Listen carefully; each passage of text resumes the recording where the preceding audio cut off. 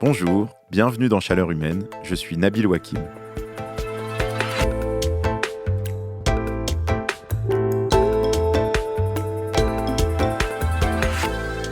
Quand j'étais adolescent, j'étais fan des romans de Frank Herbert, celui qui a écrit la série Dune. Dans Dune, la ressource la plus importante, ça s'appelle l'épice. L'épice, ça permet à la fois de voyager à travers l'espace et en même temps, c'est une sorte de drogue. Alors quand j'ai commencé à m'intéresser aux questions d'énergie et de climat, j'ai pas pu m'empêcher de comparer l'épice à notre usage du pétrole. Le pétrole, il nous sert pour tout dans la vie, c'est la base de nos économies, et en même temps, on a une forme de dépendance qui fait qu'on n'arrive pas à s'en débarrasser. Ça m'a frappé quand j'ai commencé à devenir journaliste énergie au service économie du monde. Moi, je croyais comme tout le monde, pour avoir vu des éoliennes à la télévision et des pubs pour des véhicules électriques, que quelque part, on allait plutôt dans la bonne direction. En fait, c'est plus compliqué que ça. Le premier chiffre qu'on voit tout de suite, c'est que 80% de la consommation d'énergie au niveau mondial, c'est des énergies fossiles, du pétrole, du gaz, du charbon. Mais ce qui est encore pire, c'est que c'était déjà le cas il y a 30 ans. C'était déjà 80% de notre consommation d'énergie au niveau mondial. Mais là où j'ai pris vraiment un gros coup au moral, c'est quand je me suis rendu compte que c'était la même proportion, mais que par contre, le volume a énormément augmenté. Il y a 30 ans, on consommait 60 millions de barils de pétrole par jour. Aujourd'hui, c'est 100 millions. C'est exactement la raison pour laquelle j'ai voulu faire cet épisode. Ce gros coup au moral que j'ai pris sur la tête, je sais bien que je ne suis pas le seul à l'avoir pris. Et je le vois d'ailleurs dans les mails que je reçois sur l'adresse chaleurhumaine@lemonde.fr où vous pouvez continuer à m'écrire. Il faut dire que le chemin qui est devant nous, c'est pas exactement pavé de jasmin et d'orangers en fleurs. Le réchauffement qui s'accélère, la biodiversité en grave danger et surtout l'ampleur des efforts qu'il faut faire pour baisser massivement les émissions de gaz à effet de serre, honnêtement, il y a des jours où il y a de quoi paniquer. D'ailleurs, dans les courriers que je reçois pour Chaleur Humaine, il y a surtout deux catégories. Les gens qui pensent que c'est catastrophique et qu'on n'y arrivera jamais, et puis celles et ceux qui pensent que si, on va bien y arriver parce qu'on finit toujours par trouver une solution, n'est-ce pas ma bonne dame ? Pourtant, entre la déprime climatique et le fait de fermer les yeux en remuant les orteils joyeusement, il y a une voie possible. Cette voie, c'est celle des solutions dont on dispose pour décarboner nos économies, pour sortir des énergies fossiles. C'est justement ce que fait le dernier volet du dernier rapport du GIEC, le groupe d'experts de l'ONU pour le climat. Pour en parler et surtout pour comprendre ce que le GIEC a à nous dire sur ce sujet, j'ai invité Céline Guivarch dans Chaleur Humaine. Céline Guivarch est économiste, elle travaille depuis plusieurs années sur ces questions de décarbonation, elle est membre du Haut Conseil pour le climat et surtout, elle a coordonné les travaux du dernier volet du dernier rapport du GIEC sur ce sujet. En français, on appelle ça bizarrement l'atténuation. Atténuation, c'est un mot qui a l'air inoffensif et gentil, mais derrière se cache en fait la possibilité pour nous d'une vie sur cette planète, pour nos enfants, pour nos petits-enfants. L'enjeu, c'est comment on fait pour réduire massivement les émissions de gaz à effet de serre, comment on fait pour sortir du carbone.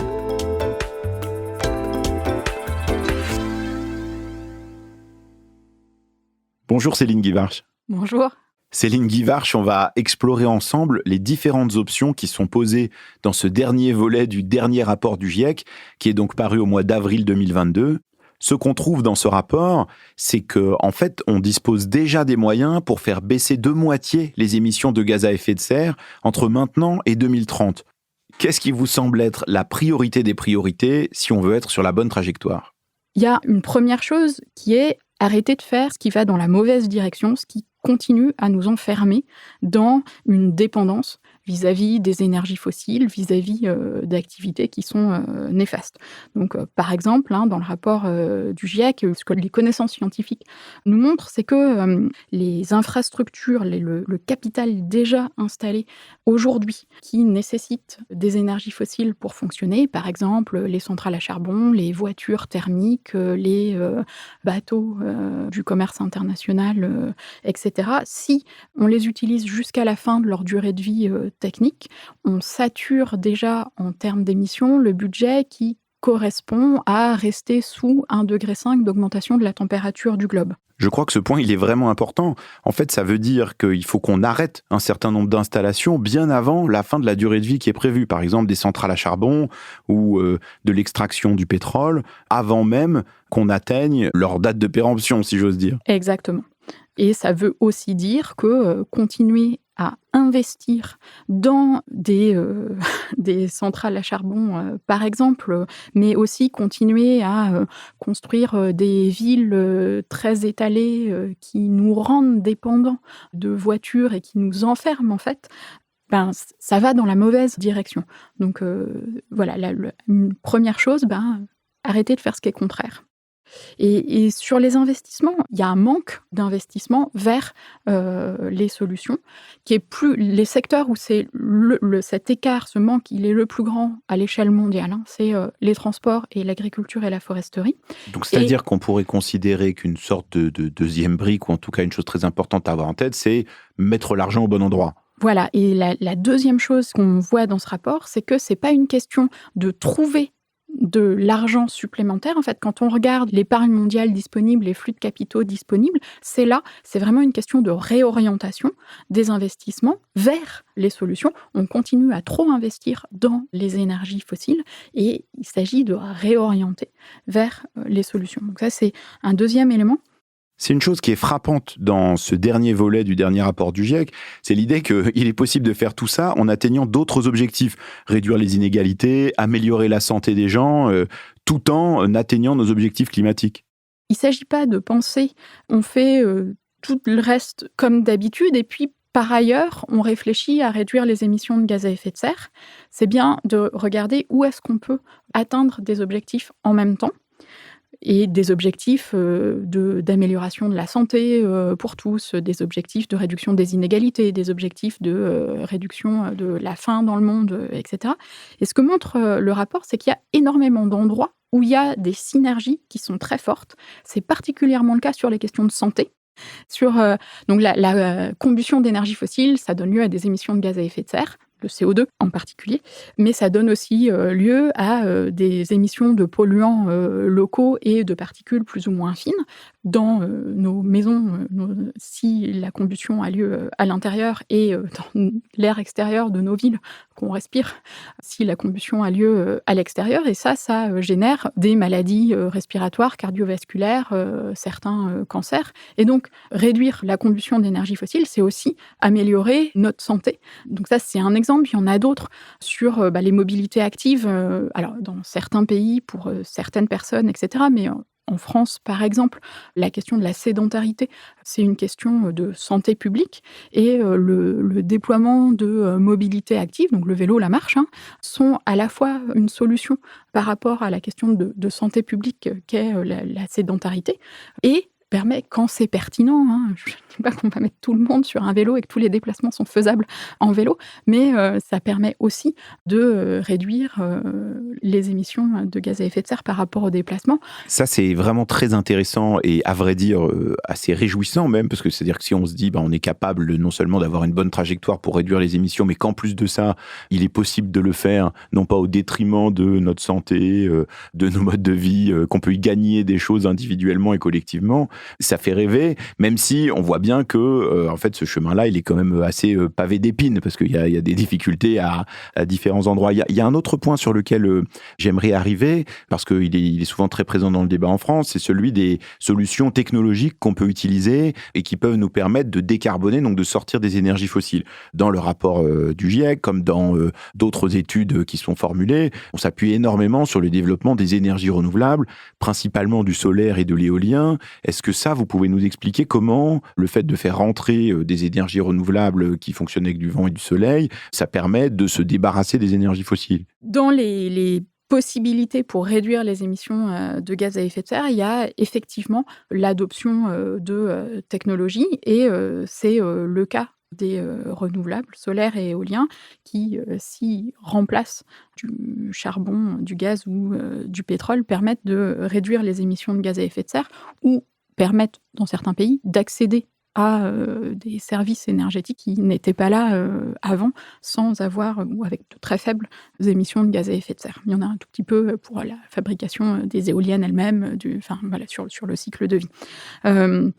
Ce qu'on voit aussi quand même dans l'état des connaissances, et quand on regarde le monde tel qu'il est, c'est que dans beaucoup de pays du monde, il y a différents échelons de villes, de territoires, de pays. Il y a de plus en plus d'actions, de mesures, de politiques, de lois qui sont mises en place pour chercher à réduire les émissions de gaz à effet de serre. On a les éléments pour dire que ces actions ont permis d'éviter des émissions de gaz à effet de serre. Après, à l'échelle mondiale, ça n'a que permis de ralentir l'augmentation des émissions mondiales, alors qu'il faut bien qu'elles baissent rapidement et qu'elles atteignent net zéro en quelques décennies. Mais les actions commencent, et on a les éléments pour dire qu'elles commencent à avoir un effet.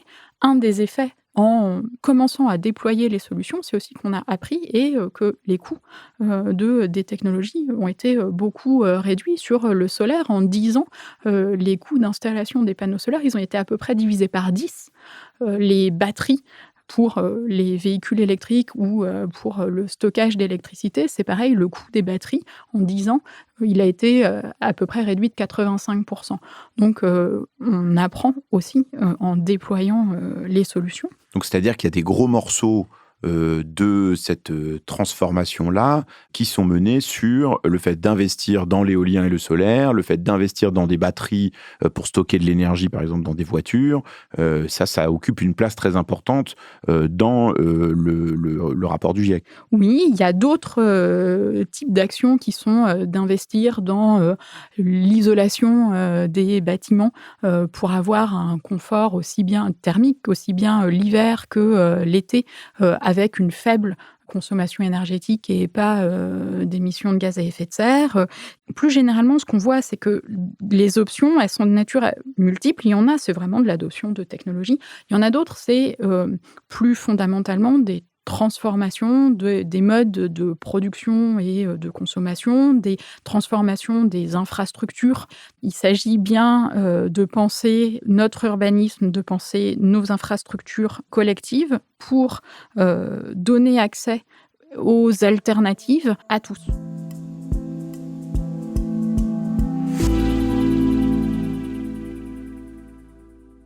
Je sais que comme ça, on dirait pas, mais en fait, ce que vous nous dites là, Céline Guivarch, c'est plutôt des bonnes nouvelles.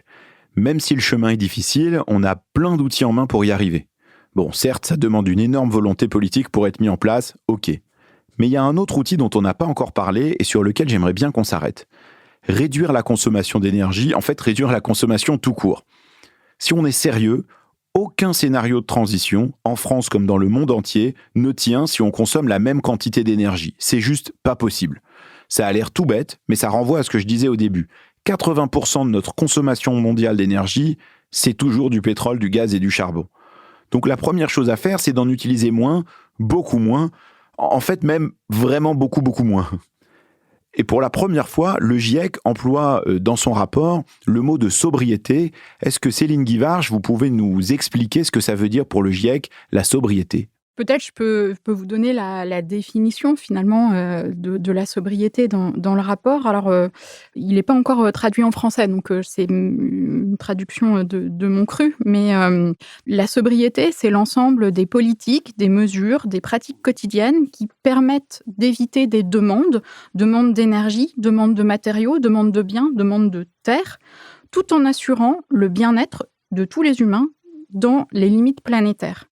Donc, il y a la question du bien-être qui est au cœur de cette question-là. Il y a en filigrane aussi la question des inégalités. On vit dans un monde qui est extrêmement inégal entre pays, au sein des pays, en termes de revenus, en termes d'émissions de gaz à effet de serre. On imagine bien qu'une définition comme celle-ci, elle ne fait pas nécessairement l'unanimité au sein du GIEC.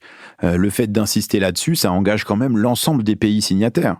Quand on est auteur dans le rapport du GIEC, on est là au titre de notre expertise scientifique. On n'est pas là pour défendre les intérêts des pays dont on est originaire. Donc les débats sont davantage des débats sur les concepts, sur les définitions, sur est-ce qu'il y a un consensus scientifique ou pas. Et un élément qui me paraît important quand même, c'est que, et là où les pays entrent en jeu dans les rapports du GIEC, c'est sur l'examen et l'approbation, mot par mot, du résumé à l'intention des décideurs.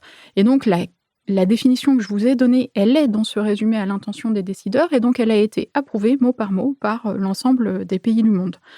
Et ça, je pense que c'est quand même relativement fort.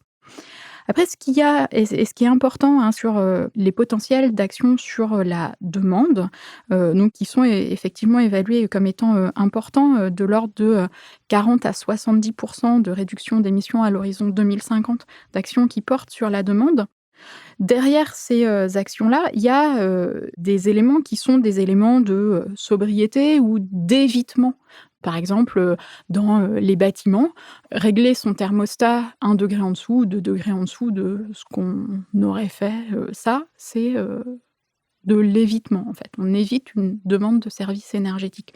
Éviter, un déplacement de marchandises ou, de personnes. Par exemple, éviter, un déplacement international, par une, réunion, à distance, par un appel téléphonique. Ça, c'est de l'évitement. Réorganiser les chaînes de production et d'approvisionnement, pour, limiter les distances parcourues par, les marchandises. Ça, c'est, éviter des déplacements. Après, il y a, des actions portant sur la réduction de la demande d'énergie, par exemple, qui passent par de l'efficacité. Et donc, quand on isole un bâtiment pour assurer un confort thermique avec moins d'énergie, ça, c'est de l'efficacité. Quand, un industriel fait un investissement pour avoir, des moyens de production, plus efficaces, ça, c'est, de l'efficacité. Il y a des endroits où c'est un petit peu, il y a pas forcément une dichotomie complète. Par exemple, avoir des véhicules qui sont, plus légers. Et ben, c'est à la fois de la sobriété parce que, pour les produire, c'est moins de matériaux, et cetera, et puis c'est aussi de l'efficacité énergétique parce que, pour le déplacer, on va avoir besoin de moins d'énergie. Et puis, il y a des actions qui sont, plutôt de l'amélioration ou de par exemple, dans les bâtiments, avoir, des panneaux solaires sur le toit, pour avoir une production, décentralisée, d'énergie. Oui, on voit bien que, par Ou, exemple, donc sur un bâtiment, c'est-à-dire qu'on peut mener toutes ces actions de front, c'est-à-dire baisser la température, mieux isoler le bâtiment, avoir des panneaux solaires, tout ça, ça peut se faire sur une même maison ou sur un même immeuble, et donc ça se conjugue. tout à fait, ça se conjugue. Il y a un autre élément qui est, extrêmement, clair dans, l'état des connaissances et dans le rapport, du GIEC, c'est, que, ce potentiel d'action sur la demande, pour aller, attraper l'intégralité de ce potentiel, c'est pas la responsabilité du consommateur final individuel et de petits gestes individuels, c'est bien, et on en a déjà parlé, des actions collectives de transformation de nos villes, de nos infrastructures, de construction de, ces alternatives et même de transformation de nos organisations sociales, de nos normes, sociales pour des solutions qui sont viables et qui sont compatibles avec, le bien-être pour Mais c'est tous. là où je trouve qu'il y a quelque chose d'assez, enfin qui moi m'interroge beaucoup dans ces débats autour de sobriété, efficacité. Je me rappelle d'un débat où j'étais allé, où était présente la directrice générale du groupe Veolia, donc qui est spécialisée dans l'eau et les déchets, et elle disait, Estelle Bracanoff, elle disait: ah, moi la sobriété, je suis tout à fait pour, puisque ça veut dire que les gens vont être plus productifs parce que ils vont être mieux organisés et donc ils vont plus produire dans moins de temps. Et à l'inverse, quand on lit un certain nombre de choses sur la sobriété, moi j'ai plutôt l'impression que ça veut dire l'inverse, qu'il s'agit de produire moins et de consommer moins. Et donc, je trouve que derrière, en toile de fond, se pose quand même la question du modèle économique dans lequel on est. C'est-à-dire, est-ce que on repose sur une société, un modèle économique dans lequel on doit produire beaucoup, consommer beaucoup, et puis on avance de cette manière-là.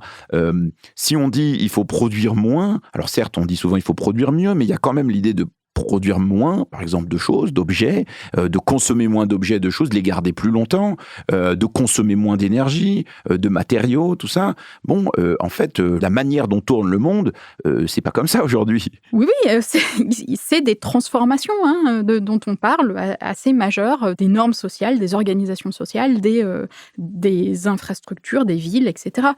Et sur, par exemple, les biens et les biens industriels, manufacturés, dont vous parliez, il y a à la fois, des leviers sur l'efficacité énergétique et avoir, des produits qui, utilisent moins de matériaux pour être produits, et cetera. Puis il y a aussi finalement, qu'est-ce que c'est ces biens-là et est-ce qu'ils sont plus durables, plus réparables, recyclables, et puis quel service, à quoi ils servent, quel service ils rendent pour l'énergie ou les matériaux. Mais est-ce que ça, par exemple, dans le rapport du GIEC, il y a des pistes qui sont évoquées sur comment on fait pour atteindre ces objectifs-là? Parce que quelque part, on se dit, on peut, c'est très simple, il suffit de décréter de règles pour dire aux industriels, maintenant, vous n'avez plus le droit de faire des machines à laver qui durent moins de 10 ans ou de 15 ans et les pièces doivent être obligatoirement trouvables, etc. Donc, est-ce que c'est ce type de choses ou est-ce qu'il y a l'idée que le marché, les industriels vont trouver d'eux-mêmes un équilibre économique là-dedans? Alors, le rapport du GIEC, il fait l'état des connaissances scientifiques, il ne dit pas ce qu'il faut faire. Je pense que ça, c'est déjà important. Et ce qu'il faut faire et la mise en œuvre, elle nécessite des débats démocratiques. Voilà. Et évidemment, il y a des politiques publiques qui peuvent être efficaces pour réorienter les productions. Il y a Mais par exemple, dans l'état actuel des connaissances scientifiques, c'est aussi une comparaison entre des choses qui ont déjà été essayées dans un certain nombre de pays. Certaines ont fonctionné, d'autres n'ont pas fonctionné. Est-ce que ça permet quand même, sans donner une liste des tâches à faire pour les gouvernants, mais au moins de se dire, on sait que en termes de politique publique, pour faire baisser la consommation. Je précise pourquoi je pose cette question, parce que j'y travaille sur l'énergie pendant plusieurs années, qu'on se dote toujours d'objectifs très ambitieux pour faire baisser la consommation d'énergie, mais en fait, c'est super difficile. C'est super difficile d'y arriver, et donc mon expérience à moi, c'est que quand même sur un certain nombre de sujets, si on n'oblige pas les industriels, les ménages, les collectivités locales, l'État lui-même à s'imposer des baisses de consommation, alors c'est dans le domaine de l'énergie, mais j'imagine que c'est la même chose pour un certain nombre d'autres sujets, sur les matériaux, sur l'eau, etc., on n'y arrive pas. Si ce que vous attendez comme réponse, c'est est-ce que ça va se passer tout seul? Non. On est en train de parler de transformation majeure de tous les grands systèmes, et ça demande des politiques publiques ambitieuses, fortes, coordonnées à tous les échelons, depuis les territoires, en passant par les régions, les pays. Pour la France, l'Europe aussi, est un échelon qui est important pour toutes les réglementations. Et puis, l'échelon international est important pour la question de la solidarité internationale face au changement climatique, le transfert de technologies, le financement international des actions, etc. Et évidemment, ces transformations, elles ne vont pas se faire d'elles-mêmes. Elles nécessitent, des politiques publiques ambitieuses, coordonnées, pour enclencher les investissements dont on parle, les transformations, pour aussi assurer que personne n'est laissé sur le chemin.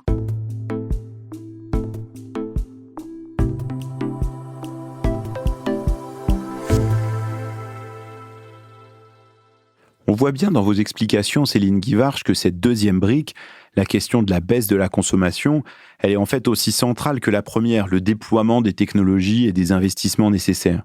En fait, c'est un peu comme Rox et Rookie ou Frodon et Sam Gamgee, l'un ne va pas sans l'autre. Mais il y a aussi d'autres idées, d'autres technologies qu'on peut penser à déployer. Là-dessus, tout le monde n'est pas forcément d'accord. J'ai reçu dans ce même studio la semaine dernière un chercheur spécialiste du gaz, Marc-Antoine Elmazega, qui est directeur du centre énergie de l'IFRI. Et lui, il disait par exemple, on parlait du gaz russe, si la Chine achète du gaz russe, ça sera plutôt une bonne chose d'un point de vue climatique, puisqu'il vaut mieux que la Chine utilise du gaz que du charbon. Certes, c'est une énergie fossile, mais ça émet moins de gaz à effet de serre, et donc la planète va y gagner. Cet argument-là m'a fait beaucoup réfléchir, et je voudrais savoir ce que vous en pensez. Alors, il y a vraiment cette question dont on parlait au tout début. Est-ce que les actions vont dans la bonne direction et sont compatibles avec atteindre en quelques décennies zéro émission nette de CO2 ? Et à ce titre-là, un investissement nouveau dans une énergie fossile, par exemple dans le gaz, une centrale qui produit de l'électricité à partir de gaz, c'est des émissions pendant au moins une trentaine d'années. Et donc, il y a bien les choix d'aujourd'hui qui enferment des émissions, sauf si on décide d'abandonner, de ne pas rentabiliser certains investissements, donc avec toute la question du risque que ça pose.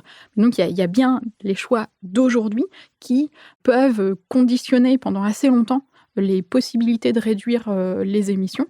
Et à ce titre-là, remplacer du charbon par du gaz, ça réduit les émissions. Le contenu en émissions du charbon est plus important pour la même quantité d'énergie, mais ça reste une énergie fossile et ça enferme.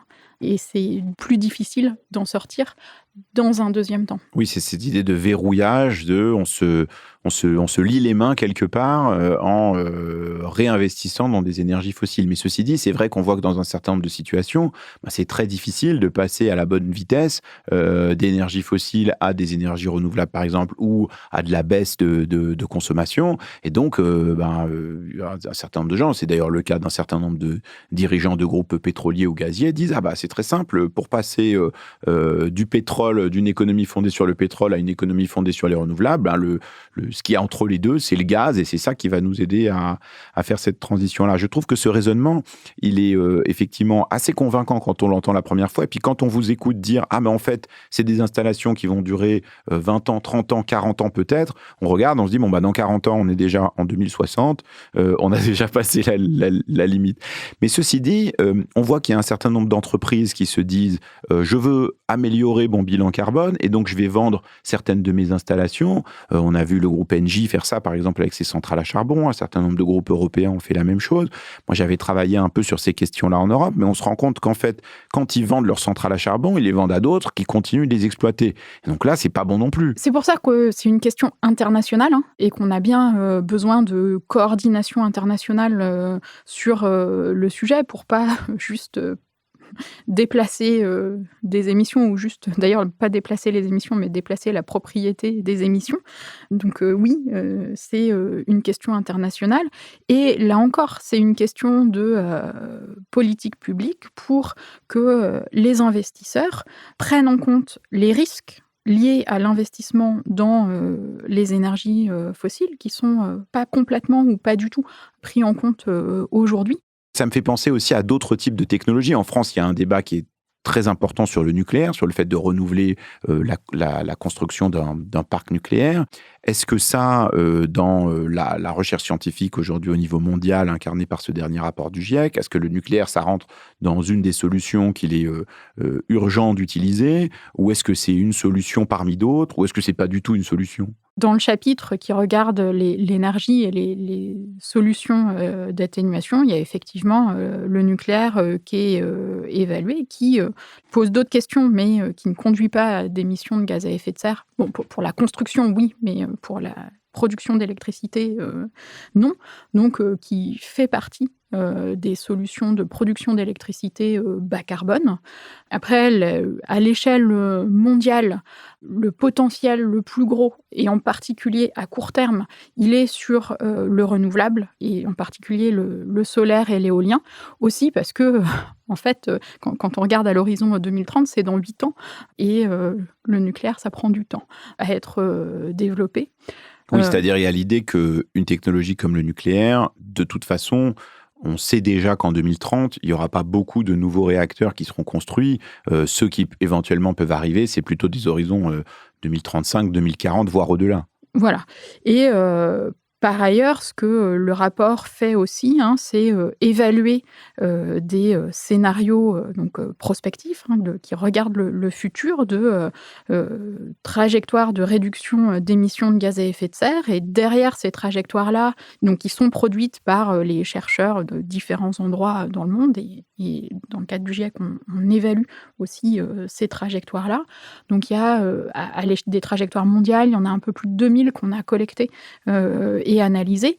Et ces trajectoires atteignent des températures différentes, mais si on regarde celles qui sont compatibles avec rester en dessous de 2 degrés d'augmentation de la température du globe ou 1,5, il y a aussi quand même différentes combinaisons de leviers d'action et de choix technologiques possibles. Il y a certaines trajectoires qui ont été volontairement construites par les chercheurs en se passant de certaines technologies.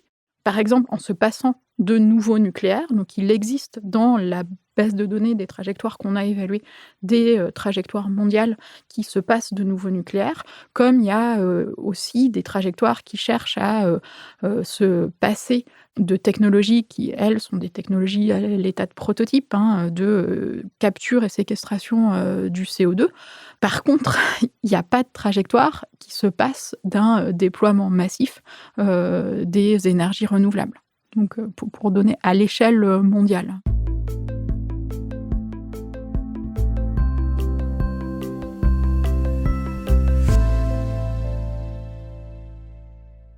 Merci Céline Guivarch d'avoir commencé à tracer cette feuille de route de décarbonation pour nous.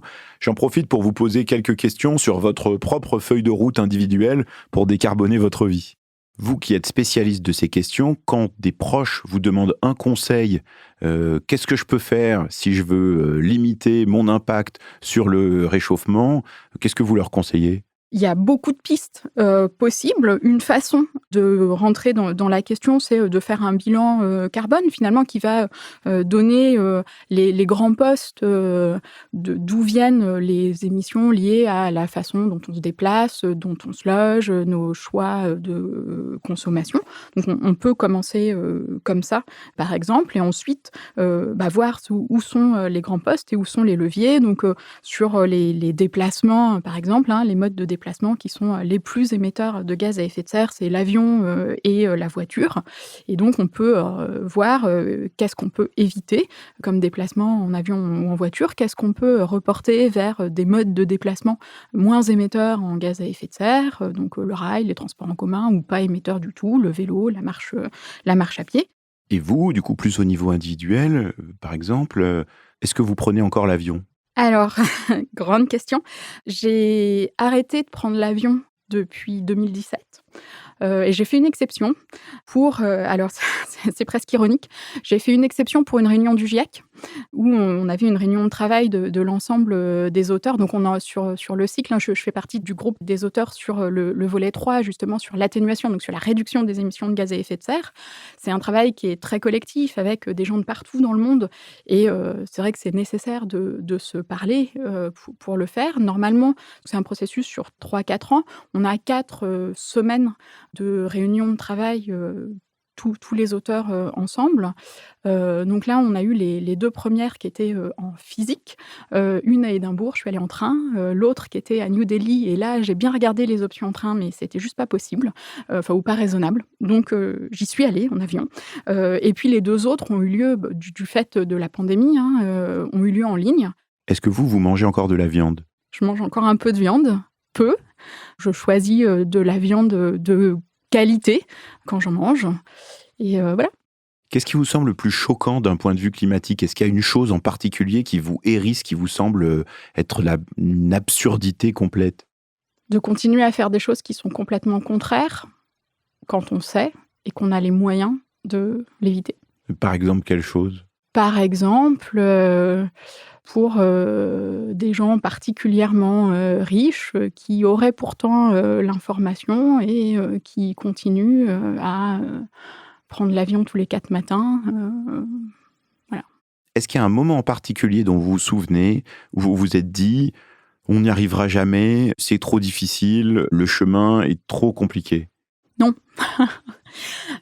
Non, parce qu'on n'est pas dans une situation où chaque émission supplémentaire, c'est des effets supplémentaires, c'est des risques supplémentaires qui deviennent de plus en plus complexes à gérer, de plus en plus généralisés. Et donc, à l'inverse, chaque émission évitée, c'est des effets évités, c'est des risques évités. Et donc, ça vaut le coup pour chaque émission de continuer à chercher à les éviter. Merci Céline Guivarch.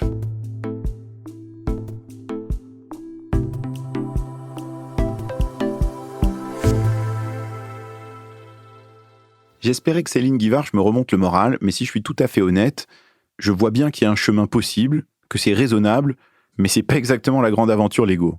Ce que je retiens, c'est quand même qu'on a beaucoup de cartes en main pour faire cette transformation. On a des technologies nécessaires, l'éolien, le solaire par exemple. On a l'argent dont on a besoin.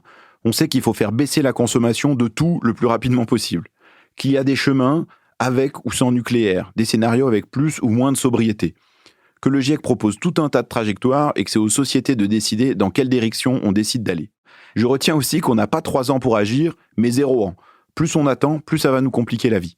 Ce qui manque principalement, c'est comment on s'y prend dans la vie des gens, comment on change nos modes de vie collectivement et pas juste au niveau individuel.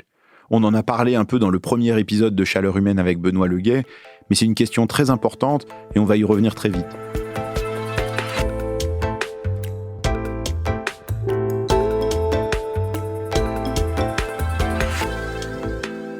Merci, c'était Chaleur humaine, un podcast de la rédaction du Monde, produit par Adèle Ponticelli et réalisé par Amandine Robillard, qui a aussi composé l'excellente musique originale. Merci, un immense merci à tous ceux et toutes celles qui ont pris le temps de m'écrire et qui continuent de le faire.